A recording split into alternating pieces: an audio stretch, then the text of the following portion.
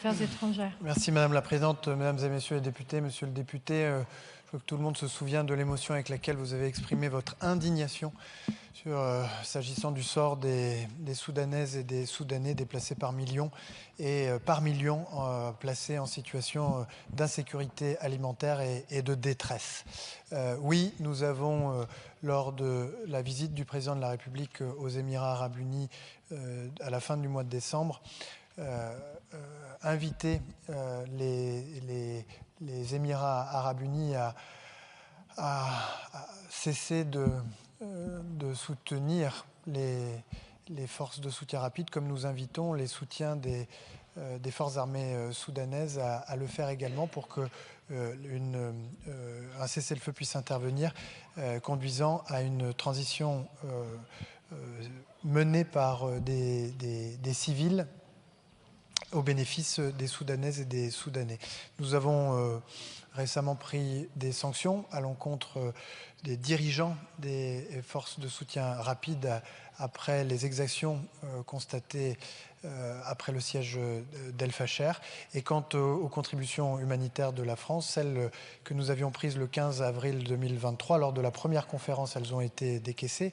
Mais depuis, il y a eu la conférence le 15 avril 2024. Depuis, il y a eu la conférence du 15 avril 2025 à Londres. Et malheureusement, nous sommes en train de préparer celle du 3e triste anniversaire de cette guerre terrible, en espérant que d'ici là, les efforts de médiation des États-Unis avec les Émirats, l'Égypte et l'Arabie saoudite puissent aboutir à un cessez-le-feu ouvrant à la fin de ce conflit. Merci beaucoup, Monsieur le Ministre. La parole est à présent à Monsieur Stéphane Beuchot. Madame la ministre des Armées, Monsieur le ministre de l'Europe et des Affaires étrangères, Monsieur le président de la Commission des Affaires étrangères, mes chers collègues, le 3 janvier 2026, la capture et l'enlèvement de Nicolás Maduro, président en exercice du Venezuela par les forces américaines, a provoqué une onde de choc mondiale. Pour l'immense majorité du peuple vénézuélien, cette nouvelle a été vécue comme un immense soulagement. Le soulagement d'un peuple qui, après des années de dictature, entrevoit enfin la possibilité de tourner une page sombre de son histoire. Le soulagement de femmes et d'hommes qui aspirent simplement à vivre libres, à choisir leurs dirigeants, à reconstruire leur pays et à retrouver leur dignité. Cependant, bien que l'opération américaine ait permis de déchoir un dictateur, elle a été menée en contrevenant aux règles du droit international et à la Charte des Nations Unies, comme vous l'avez justement rappelé, Monsieur le Ministre. Désormais, Nicolás Maduro est en prison à New York et c'est sa vice-présidente, Delcy Rodriguez, qui assure l'intérim. Depuis, si des échanges ont eu lieu entre Donald Trump et Maria Corina Machado, opposante au régime en place, exilée et prix Nobel de la paix en 2025, l'administration américaine semble privilégier une forme de continuité avec la vice-présidente, laissant à penser à une forme de normalisation des relations entre les deux pays, tant que la gouvernance vénézuélienne exécute la volonté du président des États-Unis. Cette situation est particulièrement inquiétante et pose des questions majeures, eu égard à la volonté affichée et assumée des États-Unis de présider aux destinées du Venezuela. Ce nouvel ordre mondial qui semble se dessiner sous nos yeux, outre la loi du plus fort, pourrait devenir la règle, empreint de brutalité, mêlant néocolonialisme, visées impérialistes. Ce n'est ni acceptable et ne doit pas s'imposer et ne peut s'imposer. Monsieur le ministre, je préside le groupe d'amitié France-Venezuela et je nourris de vives inquiétudes quant à la suite de ce qui pourrait se passer dans ce pays, comme malheureusement ailleurs dans le monde.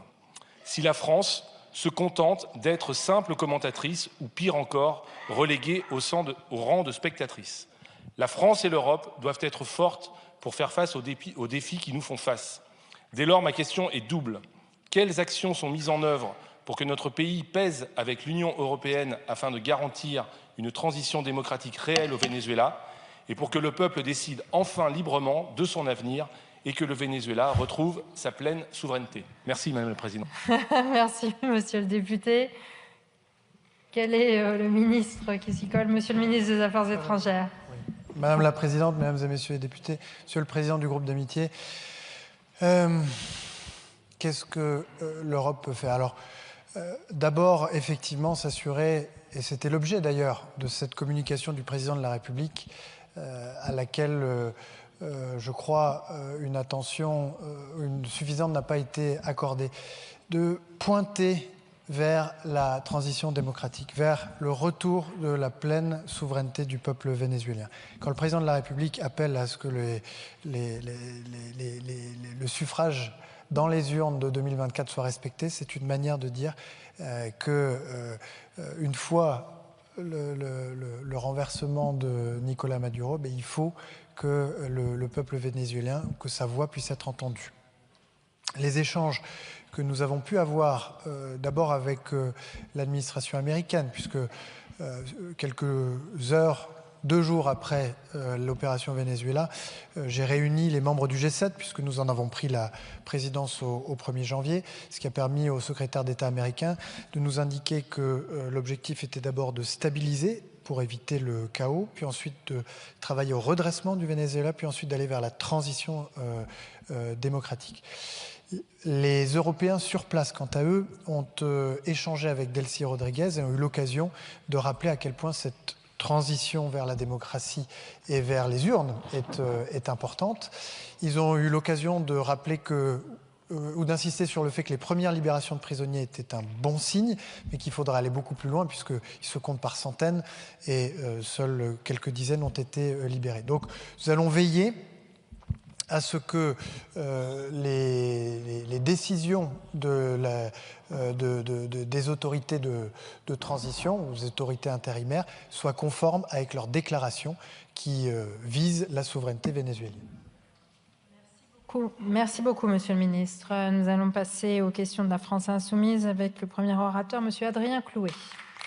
Madame la Présidente, Monsieur le ministre des Affaires étrangères, le pétrodollar, c'est la guerre. Voici la raison exclusive des bombardements états-uniens sur le Venezuela. Tout le reste relève du bavardage de perroquets trumpistes. Depuis 1974 et l'accord États-Unis-Arabie Saoudite, on le sait, le pétrole mondial est vendu en dollars. Chaque régime qui a voulu en sortir s'est réveillé un matin assiégé par des Marines, tandis qu'on peut terroriser qui on veut n'importe où tant qu'on touche des billets verts. Ce que Trump n'accepte pas, c'est uniquement et seulement que le pétrole vénézuélien soit payé en euros ou en yuan. Ce que Trump veut, c'est revenir aux années 50, quand 10% du revenu national vénézuélien allait à des actionnaires nord-américains dans le cadre de leur participation forcée aux compagnies pétrolières nationales. Ce pétrole est en réalité le champ de bataille entre États-Unis d'Amérique, dont l'industrie a une base pétrolière, et la Chine, dont l'industrie s'électrifie. En volant le pétrole vénézuélien, Trump maintient provisoirement sa compétitivité industrielle face à la Chine et la prive d'un approvisionnement. Et Trump obtient le silence de l'Europe avec sa menace de droits de douane. Voilà pourquoi nous devons impérativement diversifier nos partenariats commerciaux. Rappelons que les USA sont aujourd'hui notre 2e pays d'export pour 50 milliards d'euros, alors que seuls 4% des exportations françaises sont destinées à un quart de l'humanité sur les continents africains et sud-américains. En somme, comme le disait le philosophe István Mészáros, nous vivons dans une fable qui a pris les apparences du monde réel. Et revenir au réel, c'est sortir du dollar, c'est sortir du pétrole, c'est sortir de la dépendance commerciale aux États-Unis d'Amérique qui leur donne un pouvoir exorbitant sur la France et sur tous les peuples du monde. Monsieur le ministre, à cet égard, que comptez-vous faire? Du Groenland à la Colombie, dont j'ai l'honneur de présider le groupe d'amitié dans cette assemblée, tous les peuples du monde nous regardent et aucun ne comprend la passivité française. Merci beaucoup, Monsieur le député. Monsieur le ministre des Affaires étrangères.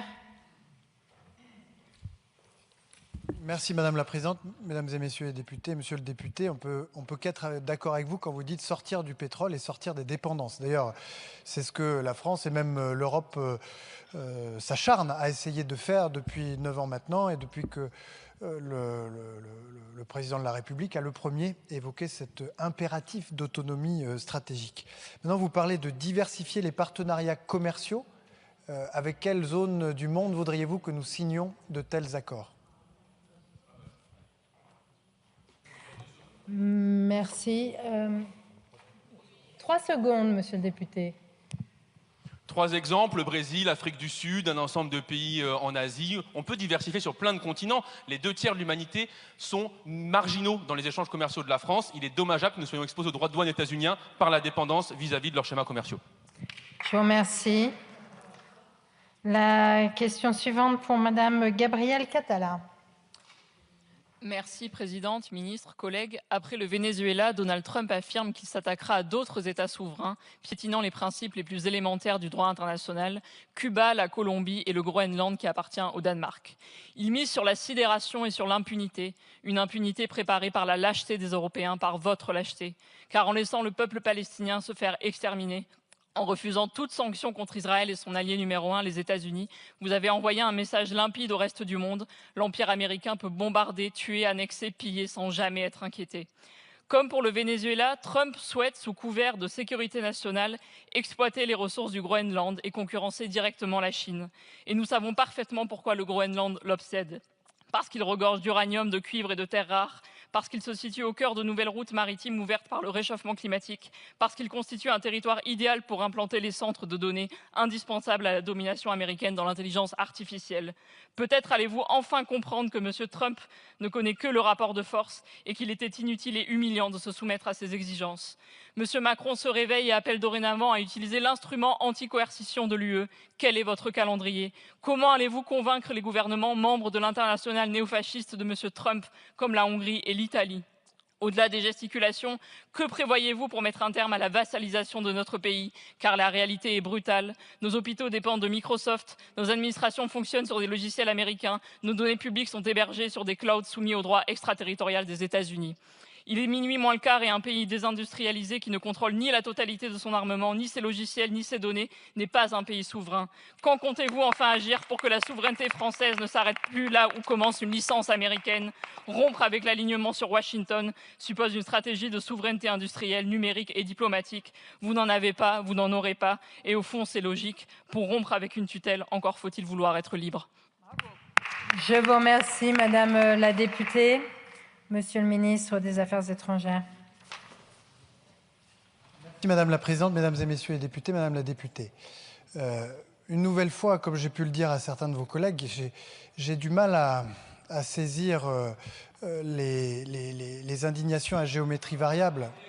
Mais je suis désolé, vous parlez du peuple palestinien que la France a reconnu dans son droit imprescriptible à disposer de lui-même. Jamais vous n'y faites allusion. Nous avons entraîné 10 autres pays à le faire avec nous, dans une déclaration qui a une portée sans équivalent depuis 30 ans et depuis les accords d'Oslo. Bon.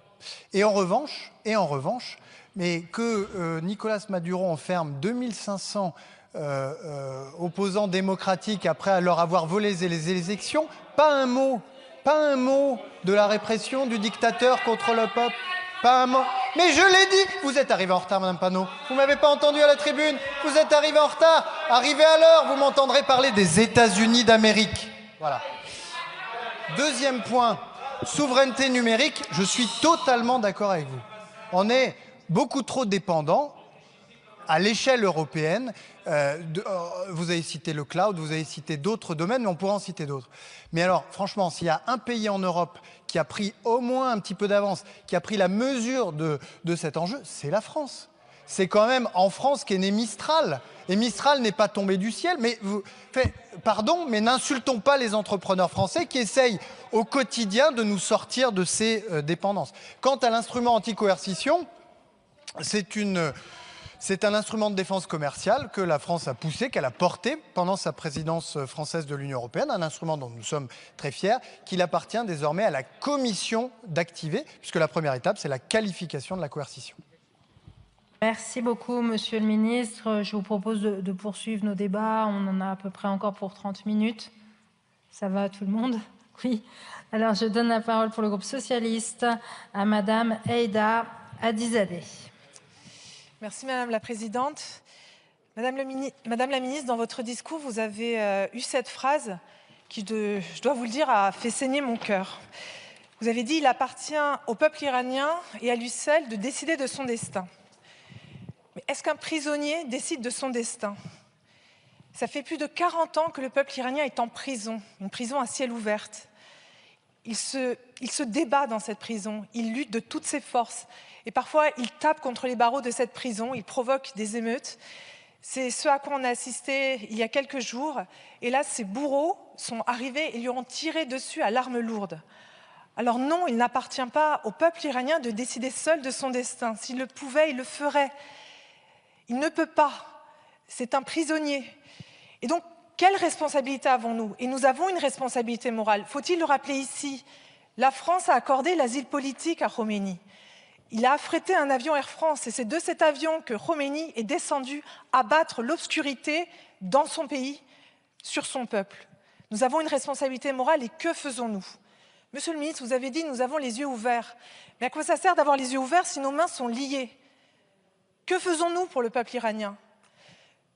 Le peuple iranien, son espoir, il réside dans Elon Musk, l'homme au salut nazi. C'est lui qui met ses satellites à disposition pour désenclaver, pour pouvoir joindre leurs familles. Où sont les satellites européens? Où est Eutelsat?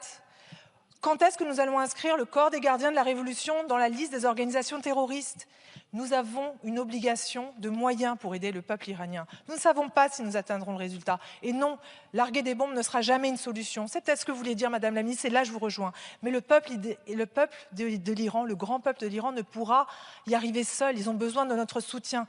Et c'est une alerte que nous recevons, nous, démocrates. Si nous laissons Elon Musk, le nazi, si nous laissons Donald Trump, le parrain, incarner l'espoir, nos démocraties sont mortes. Nos démocrates ne seront que des pantins. Nous devons nous délier les mains, nous devons agir de toutes nos forces. Que faisons-nous? C'est une question simple. Que faisons-nous pour agir maintenant de toutes nos forces pour aider l'Iran à se débarrasser de ses bourreaux? Merci beaucoup, Madame la députée. Madame la ministre.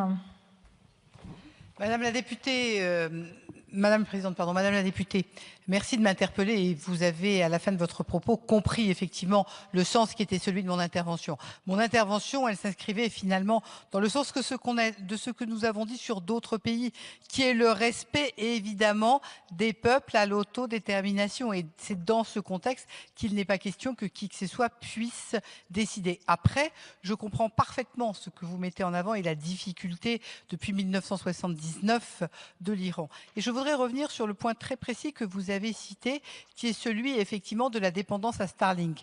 Parce que très concrètement, là-dessus, oui, le gouvernement travaille et le gouvernement travaille notamment sur évidemment OneWeb, donc filiale de Telsat, et au-delà de ça, nous avons besoin effectivement d'élargir et de manière extrêmement rapide. Ça peut s'appeler Iris Carré dès lors que nous avons capacité à ce que l'ensemble des Européens soient en capacité de s'aligner rapidement pour apporter des réponses. Sinon, c'est à Eutelsat de prendre le lead et de continuer. Parce que quand on parlait tout à l'heure, et j'ai dans ma réponse cité les propos de votre collègue sur la dépendance aux équipements, oui, nous avons besoin d'avoir une souveraineté et une souveraineté dans l'espace. Cette souveraineté dans l'espace, elle est vraie en matière de communication, elle est vraie en matière d'information et c'est incontestablement l'un des outils dont l'ensemble des Iraniens a besoin et c'est le sens de notre engagement. Merci beaucoup, Madame la Ministre. La parole est à Madame Marie Recalde. Merci Madame la Présidente, Monsieur le Ministre, Madame la Ministre. Si le débat d'aujourd'hui est évidemment motivé par les opérations militaires américaines au Venezuela, nous ne pouvons pas omettre que ce débat s'inscrit dans le contexte plus large de la crise du multilatéralisme. Le droit international, régi en grande partie par la Charte des Nations Unies, est désormais bafoué par le pays qui accueille en son sein même le cœur de l'institution onusienne. Pire encore, Donald Trump menace, ne pense les relations internationales comprises du rapport de force et coupe les financements alloués aux agences de cette organisation qui a toujours eu vocation à éviter à l'humanité l'enfer, selon le célèbre mot de son second secrétaire général. Pour nous Français, pour nous Européens, pour nous humanistes, les droits internationaux et humanitaires sont centraux, que ce soit à Gaza, au Venezuela, en Iran ou au Groenland. Comme l'a dit le Premier ministre lui-même, les intentions de l'administration Trump doivent être prises très au sérieux. Si nous ne pouvons plus compter les États-Unis comme nos alliés, alors nous avons l'impérieuse obligation de penser l'architecture de défense européenne sans eux. La France a un rôle central à jouer en la matière et nous devons avancer conjointement avec ceux qui veulent prendre le chemin de la souveraineté politique et militaire et convaincre que le choix de la souveraineté est la seule solution pour une Europe indépendante avant que l'histoire ne nous mette face à une situation qui ne nous laisse plus le choix. Avant même les menaces militaires, c'est bien par ses propres dépendances que l'Europe est menacée, vous l'avez rappelé. Fort de ce constat, Madame la Ministre, Monsieur le Ministre, quelle stratégie adopter pour que l'Europe fasse vivre le droit international là où les États-Unis s'en sont détournés? Pour nous, la loi d'actualisation de la LPM doit être un texte profondément tourné vers l'Europe, qui finance aussi bien les efforts d'influence français à Bruxelles que les équipements produits en coopération. Comment allons-nous, Madame la Ministre, Monsieur le Ministre, sortir de la rhétorique de certains pour enfin agir en Européens comme l'urgence de la situation nous commande de le faire? Merci beaucoup, Madame la députée. La parole est à Madame Catherine Vautrin, ministre de la Défense. Merci Madame la Présidente, Madame la députée Marie Ricalde.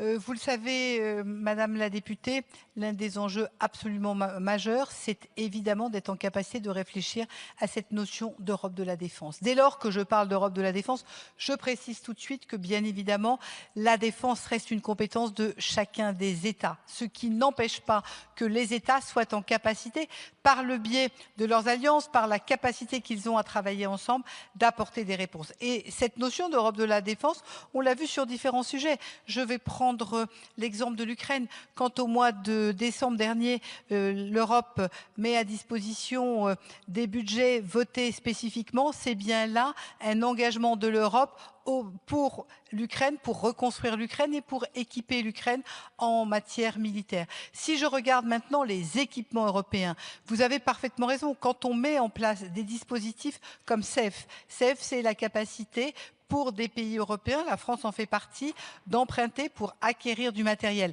Eh bien, l'un des sujets des Européens, c'est que ces matériels soient des matériels, des bases de défense de notre territoire européen. On le sait, si je regarde la France, la base industrielle de défense, ce sont 4 500 entreprises, 220 000 emplois.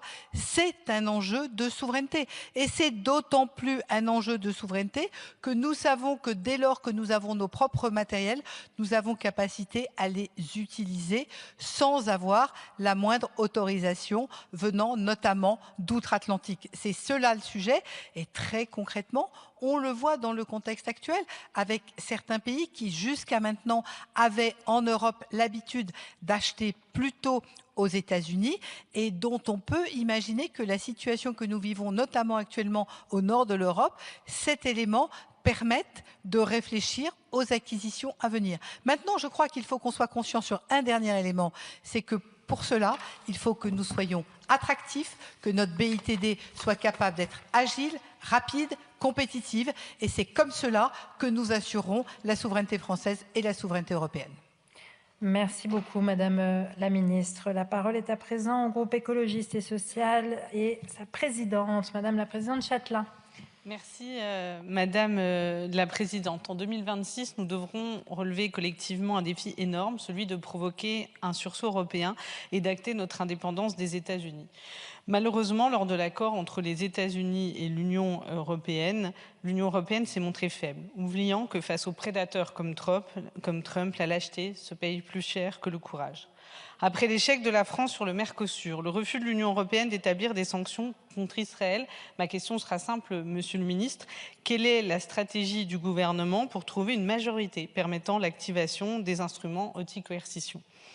Et j'ai une deuxième question sur un domaine stratégique, celui du numérique. C'est l'un des principaux domaines dans lequel il faudra construire notre indépendance face aux États-Unis. Les firmes américaines plaident de manière constante pour ce qu'ils appellent la simplification de nos règles dans le domaine du numérique afin de renforcer leur emprise sur le marché européen. En engageant l'omnibus numérique qui affaiblira la protection de nos données personnelles et qui affaiblira la gestion des risques inhérents au développement de l'intelligence artificielle, la Commission européenne cède de nouveau aux demandes de Trump et de ses alliés.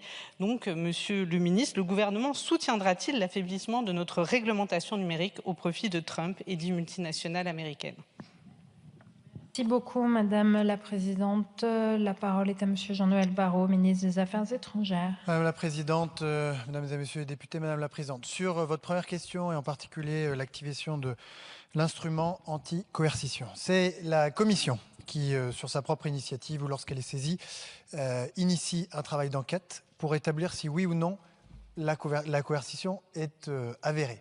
Une fois qu'elle a terminé ce travail d'enquête, elle présente son rapport au Conseil qui, lui, statue pour confirmer la qualification de coercition à la majorité qualifiée.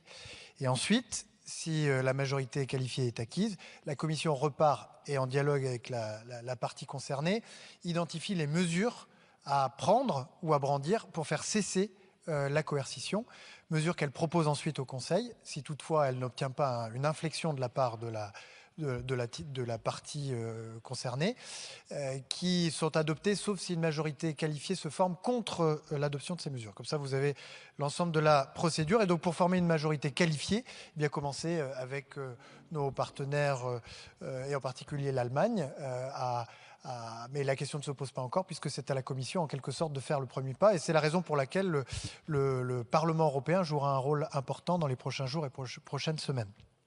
Ensuite, sur le numérique, je ne partage pas tout à fait votre avis. Autant je suis d'avis que sur les technologies sur lesquelles nous avons perdu. Je pense en particulier aux grandes plateformes de réseaux sociaux, de places de marché. Il faut que les régulations qu'on a prises pour défendre nos intérêts, la santé des utilisateurs, des enfants, etc., soient appliquées avec une très grande fermeté par la Commission. Autant sur les technologies émergentes, et c'est le cas de l'intelligence artificielle générative, je pense que certains lobbyistes américains sont tentés de nous amener à surréguler pour, comme on l'a fait par le passé, passer à côté de la capacité de développer nos propres technologies. Et je suis même convaincu que celui qui développe la technologie a plus d'influence sur la manière dont elle sera utilisée que celui qui la régule. Et c'est pourquoi la priorité doit être pour nous de développer en Europe les technologies d'intelligence artificielle. Merci beaucoup, Monsieur le Ministre. Il vous reste 35 secondes, Madame la Présidente Châtelain. Merci, Madame la Présidente. Alors, sur le numérique, on a effectivement une divergence d'analyse. Quand on regarde les textes proposés par, en fait, le plus gros lobby des acteurs du numérique américain, ils appellent très clairement, et même presque de manière un peu menaçante, à demander la simplification. C'est bien la preuve que l'IA générative n'est plus en émergence. C'est un outil maintenant utilisé de manière massive, avec quand même une longueur d'avance très claire des États-Unis. Penser que la dérégulation ira favoriser nos acteurs est un élément, une faute d'analyse majeure. Je pense au contraire que ça va nous affaiblir face aux firmes américaines. Et je pense vraiment que c'est quelque chose sur lequel la France doit impérativement revoir son avis si elle ne veut pas de nouveau faire une erreur face aux géants américains. Merci beaucoup, Madame la Présidente. La parole est à présent à Madame Sabrina Sebaï. Merci, Madame la Présidente, Mesdames et Messieurs les ministres. Depuis plusieurs semaines, le peuple iranien se soulève massivement contre un régime qui ne répond que par la répression, la peur et le silence. Silence des corps, silence des voix, jusqu'au silence numérique après une coupure quasi totale d'Internet et des réseaux destinés à masquer les crimes en cours. En coupant les communications, le régime iranien ne cherche pas seulement à contrôler l'information, il cherche à empêcher le monde de voir, empêcher les familles de témoigner, empêcher les victimes d'exister et leurs bourreaux d'être identifiés. Face à cela, vous avez pris des engagements suite à la question de ma collègue Christine Arrigui. Vous avez évoqué des solutions d'urgence pour garantir l'accès à l'information, notamment par des moyens satellitaires. Vous avez évoqué également des sanctions, des démarches diplomatiques et la nécessité de lutter contre l'impunité. Mais aujourd'hui, j'aimerais savoir où vous en êtes. Je sais que vous avez répondu, par exemple, sur la convocation de l'ambassadeur d'Iran. Mais vous le savez, le calendrier, c'est extrêmement important puisque les exécutions, elles, se poursuivent malheureusement chaque jour, chaque nuit, et cela depuis trop bien longtemps. Donc, quelle initiative la France porte, par exemple, pour que les responsables de cette répression répondent de leurs crimes devant la justice internationale? Et puis, où en est-on justement de ce déploiement satellitaire? Par ailleurs, je le sais, nous avons, et vous le savez tous, Jacques Paris et Cécile Collère sont encore toujours privés de leur liberté, malgré le fait qu'ils soient à l'ambassade de France. Où en est-on de leur libération pleine et entière? J'ai une autre question, du coup, qui n'a pas de lien avec l'Iran, mais sur ce qui se passe à Gaza. Puisque vous le savez, depuis le cessez-le-feu qui a été prononcé, les violations de ce cessez-le-feu, les crimes continuent. Or, l'article 2 de l'accord d'association entre l'Union européenne et Israël repose sur le respect des droits humains et les principes démocratiques. Alors, nous avons déposé une résolution qui va bientôt être de nouveau débattue en commission des affaires européennes sur le fait que la France soutienne la suspension de cet accord d'association. J'aimerais savoir quel sera le positionnement du gouvernement sur ce sujet. Je vous remercie. Oui. Merci beaucoup, Madame la députée. Monsieur le ministre des Affaires étrangères. Madame la Présidente, Mesdames et Messieurs les députés, Madame la députée, s'agissant de l'Iran, je l'ai évoqué tout à l'heure. Ce que je peux vous dire, c'est que depuis les réponses que j'ai pu apporter mardi et mercredi dernier, nous avons une réunion du Conseil de sécurité des Nations Unies, nous avons une réunion du Conseil des droits de l'homme qui est convoquée, et le travail se poursuit au niveau européen sur la désignation des auteurs de la répression qui pourront faire l'objet de sanctions européennes. Par ailleurs, nous explorons les pistes par lesquelles nous pourrions soutenir la société civile iranienne, et nous adressons en Européens les messages au régime iranien de mettre fin à la répression qui, comme vous l'avez dit, pourrait sinon se poursuivre par des exécutions massives, et nous ne pensons pas que parce que les manifestations ne sont plus aussi imposantes qu'elles ne l'étaient, que la répression ne se poursuit pas. Sur Gaza, vous aurez vu qu'hier, nous avons fait partir du Havre 400 tonnes d'aide alimentaire qui parviendra jusqu'à Gaza et qui permettra de venir en aide à 42 000 enfants pendant une période d'au moins 6 mois. Pourquoi ? Parce que, comme vous le dites, la situation reste très préoccupante sur le plan humanitaire. Nous sommes en hiver et bien que l'intensité des frappes, des combats ait diminué, la situation pour nombre de Gazaouis reste très difficile. C'est pourquoi nous nous concentrons sur la poursuite de la mise en œuvre du plan de paix prescrit par la résolution du Conseil de sécurité prise à l'automne dernier. Et de ce point de vue-là, nous saluons les efforts des États-Unis pour intégrer l'autorité palestinienne dans ces discussions, même si j'aurai l'occasion d'y revenir dans une question ultérieure. À ce stade, nous ne pouvons signer la charte du Conseil de paix qui a été mise en place pour la mise en œuvre de ce plan de paix. Merci beaucoup, Monsieur le Ministre. La parole est à présent au groupe démocrate et je donne la parole à Monsieur Frédéric Petit. Merci Madame la Présidente. Mes deux premières questions seront sur l'Ukraine. Madame la Ministre, Monsieur le Ministre, je vous ai bien écouté. Vous avez parlé de brutalisation, vous avez parlé de lucidité, qu'on pourrait définir par voir ce que l'on voit ou écouter ce qu'ils disent. Vous avez parlé de temps long et vous avez parlé de la paix une fois conclue. Monsieur le ministre, vous avez parlé de double agenda. Ma première question sera pour vous. Je pense qu'il y a un triple agenda. Vous savez que l'Ukraine demande la fermeture du ciel. C'est du non militaire. C'est d'abord une décision. Nous devons protéger. On commence à parler de la menace sur le réseau d'évacuation de l'énergie nucléaire. Au-delà des morts, il y a encore eu un mort à Kharkiv ce matin. Je ne vois pas comment on peut appeler la protection d'enfants qui dorment escalatoire. Et puis la Russie parle d'escalatoire elle-même, elle revendique l'escalation. Donc je voudrais avoir votre avis, Monsieur le Ministre, sur ce qui se joue en ce moment, en particulier dans la coalition des volontaires, non pas pour le premier jour après le cessez-le-feu, où nous vous suivons bien, mais sur ce qu'il y a à faire avant, parce que le temps long, ça peut nous amener encore pendant 2 ou 3 ans.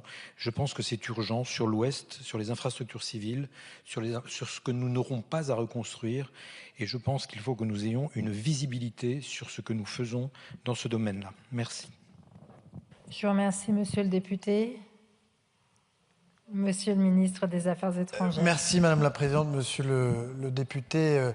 À nouveau saluer la mobilisation que vous avez su créer autour de cette initiative très largement soutenue en France, mais aussi au-delà, consistant à protéger le ciel ukrainien occidental de manière à la fois à permettre à la région de Lviv de retrouver un petit peu d'air, mais aussi de soulager les forces armées ukrainiennes qui pourraient ainsi se relocaliser plus à l'est. La première étape d'une telle initiative, c'est effectivement d'accentuer les coopérations entre l'industrie des drones ukrainienne et l'industrie française.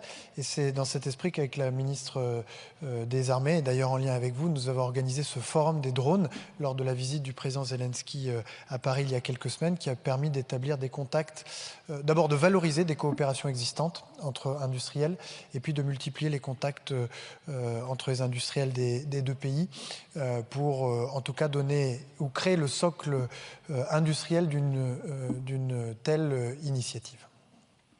Merci, Monsieur le ministre. Monsieur le député? J'ai encore du temps. Vous avez 35 secondes. Merci. Oui, merci, Monsieur le ministre. Je voulais vous relancer. Je vais effectivement poser ma deuxième question sur cette industrie du drone à la ministre. Ma question portait sur la volonté, en particulier la volonté au sein de la coalition des volontaires, de vraiment devancer pour un certain nombre de choses et au titre humanitaire et au titre de la non-déconstruction pour favoriser la reconstruction. Et j'aimerais vous entendre à ce sujet-là avant de poser ma deuxième question. Merci, Monsieur le député. Monsieur le ministre? Je voudrais vous entendre sur la question de reconstruction. C'est pas grave. Bon, je vais vous laisser poser votre deuxième question, Monsieur le député. Passons à la deuxième question. Ma deuxième question est pour vous, Madame la Ministre. Vous avez dit qu'il fallait se réarmer et vous avez parlé d'une réactualisation de la LPM au titre de l'agilité, du normatif, du facilitant, de produire plus vite. Madame la Ministre, vous connaissez certainement déjà ma question. Comment notre action dans ce domaine pourrait sortir de ces silos entre ministères? Je pense par exemple à un opérateur qui va être central dans ce travail, qui n'est ni chez vous, Madame la Ministre, qui n'est ni chez le ministre des Affaires étrangères, qui s'appelle Business France, qui est présent à Kiev. Comment l'efficacité, l'agilité, la fluidité, vous avez parlé de fluidité, comment cela va se passer, en particulier pour les petites entreprises qui sont attendues par nos collègues ukrainiens et par nos entreprises ukrainiennes, qui ont été appelées même par le président Zelensky, pour que les petites entreprises qui n'ont pas encore l'habitude d'exporter des biens qu'on considère à double usage ou des services pour faire des joint ventures, comment allons-nous faciliter, accélérer des choses qu'on nous promet quand ça va vite dans 2 ans, alors qu'il est faux pour la semaine prochaine? Je vous remercie. Merci beaucoup, Monsieur le député, Madame la ministre des Armées. Merci Madame la Présidente. Donc moi je vais répondre effectivement sur le sujet des drones et on a déjà eu effectivement l'occasion d'en parler. Le ministre rappelait la venue le 17 novembre dernier d'un certain nombre d'entreprises ukrainiennes à Paris. Ce que l'on sait, c'est vraiment l'innovation et l'avantage compétitif pris par l'Ukraine sur ces sujets, puisqu'on sait que 70% des destructions en Ukraine sont faites avec des drones et aujourd'hui la volonté, c'est la capacité effectivement qu'on aille plus loin sur les joint ventures. Donc très concrètement, ce que nous sommes en train de travailler, c'est la réponse à la venue du mois de novembre. En d'autres termes, c'est comment un certain nombre d'entreprises peuvent être en capacité de se rendre en Ukraine maintenant pour travailler sur le sujet. C'est la raison pour laquelle la ministre déléguée Alice Ruffo part en Ukraine, pour être extrêmement précise, cette fin de semaine. Je ne vais pas vous dire de bêtises, je crois que c'est jeudi matin. Et l'idée, c'est précisément, et ça a été vu avec son homologue à Kiev, c'est précisément de commencer à organiser ce retour de manière à voir comment cette fois-ci nous pouvons entrer dans une coopération la plus concrète possible entre les entreprises de façon à pouvoir aller plus loin sur la production. Parallèlement à ça, sur le marché français, nous avons nous aussi besoin d'avancer et vous faisiez allusion à la LPM. Moi, très concrètement, la manière de travailler, c'est comment nous pouvons avoir un trinôme qui est la Direction générale de l'armement, nos forces et les industriels. Parce que ce que l'on voit, c'est qu'on a aujourd'hui dans les forces des innovations qui sont faites depuis finalement, que ce soit d'ailleurs la marine, que ce soit l'aviation ou que ce soit l'armée de terre, tous font des innovations. La question, c'est ensuite comment on passe à l'échelle. Et pour finir sur un point extrêmement positif, je vais vous donner un exemple d'une start-up qui n'existait pas il y a 2 ans, qui s'appelle Armatan. Armatan vient de fournir 1000 drones pour l'exercice Orion. Et la semaine dernière, il y a eu une prise de participation de Dassault dans le capital d'Armatan. Donc vous voyez qu'il y a des réalisations possibles. Ce que j'espère, c'est qu'un jour, il y en ait tellement que je ne puisse plus vous citer tous les exemples, mais voilà un exemple concret. Merci beaucoup, Madame la Ministre. Monsieur le député. Je regarde combien j'ai. Je ne le vois pas encore. Il me reste du temps? Alors, je ne le vois pas. Sur la deuxième question. Sur la deuxième question, oui, il vous reste un peu de temps. 6 secondes. 6 secondes. Eh bien, en 6 secondes, je vais dire, Madame la Ministre, que DGA, le A de DGA n'est pas forcément le A de Agile, mais je vous fais confiance. 1000 drones, c'est en gros, il en faut 6000 par semaine en ce moment en Ukraine. Ma troisième question portera... Tu peux relancer le... Ah non, j'avais un peu plus, mais tant pis. En fait, le chronomètre n'est pas bon. Bon, voilà, on relance pour la troisième question. Ma troisième question portera sur le Proche-Orient, Monsieur le Ministre. On en a beaucoup parlé. Je tenais à prendre une question un peu régionale. La région est complexe. Vous avez parlé que la France était aux côtés des peuples. Je pense aussi qu'elle est aux côtés de l'histoire de ces peuples. Je vous rappelle que la France est la plus belle nation qui recherche, qui tient l'école biblique de Jérusalem, qui maintient l'histoire de ces peuples à ceux qui l'ont oublié, de Gaza jusqu'en Iran. La région est complexe, il faut la comprendre. J'ai deux questions très directes. D'abord, la présence auprès des sociétés civiles. Vous savez que j'y tiens beaucoup. Est-ce que dans cette crise majeure et qui fait que la région est imbriquée, ce qui se passe à Gaza influence ce qui se passe en Iran certainement, ce qui se passe en Iran aujourd'hui va influencer ce qui se passe à Gaza, ce qui se passe à Damas, ce qui se passe à Jérusalem, ce qui se passe dans le nord de la Syrie. Est-ce que, non pas en diplomatie institutionnelle, Monsieur le Ministre, mais dans tout le reste, dans toute la diplomatie globale, est-ce que nous avons une stratégie enfin globale pour cette région? Et ma deuxième question, vous en avez un peu parlé, je voudrais savoir comment vous vous situez par rapport au Board of Peace, c'est-à-dire par rapport à cette proposition des États-Unis qui est, je sais qu'on n'est pas prêt à y être, donc je voudrais avoir votre position un peu plus détaillée sur cette nouvelle, les conséquences de l'accord qui a fait la paix à Gaza et savoir comment nous allons relancer et ne pas nous exclure tout en maintenant notre fermeté. Merci beaucoup, Monsieur le député. Monsieur le ministre des Affaires étrangères. Madame la Présidente, Mesdames et Messieurs les députés, Monsieur le député, notre stratégie dans la région, c'est de ramener la paix et la stabilité, de faire reculer l'influence négative qui a été celle de l'Iran ces dernières années.